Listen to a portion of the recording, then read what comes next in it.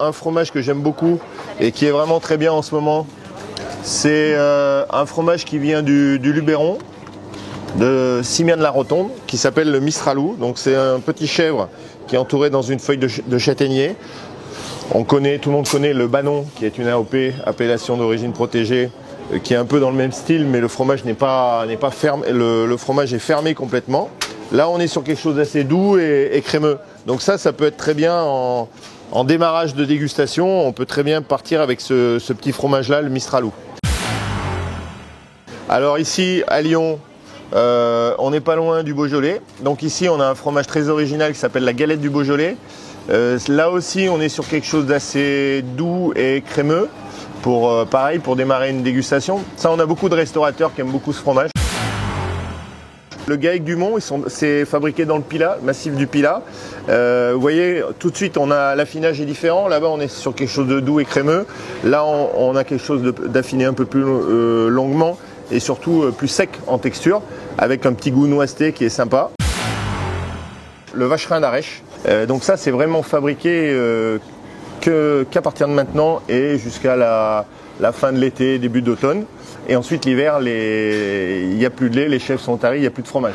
Donc on est vraiment sur quelque chose de très original et déjà avec plus de caractère. Là, on va vraiment monter en puissance au niveau du goût. Je partirais plutôt sur un comté fruité. Vous voyez, ça, c'est une pâte jaune, ça a 18 mois. C'est là où la palette aromatique est la plus développée. Facile en présentation, facile au niveau de découpage, donc un peu épaisse toujours pour garder de la fraîcheur. Il nous manque un bleu, bien sûr. La particularité, c'est qu'il est fait avec deux laits différents, un lait de vache et un lait de brebis. Donc le mélange des laits va donner un goût quand même un peu particulier. Toujours pour couper les bleus, la lyre.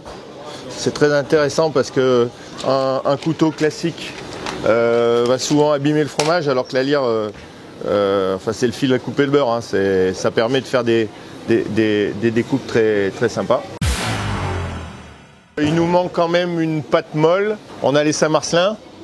Mais moi, je serais tenté quand même de choisir un Saint-Félicien, parce qu'ils sont particulièrement bien en ce moment. C'est un peu plus gras, un peu plus onctueux, et ça ira très bien sur un plateau aussi. Un Corse. Alors on s'éloigne un peu de la région, mais bon, c'est pas grave.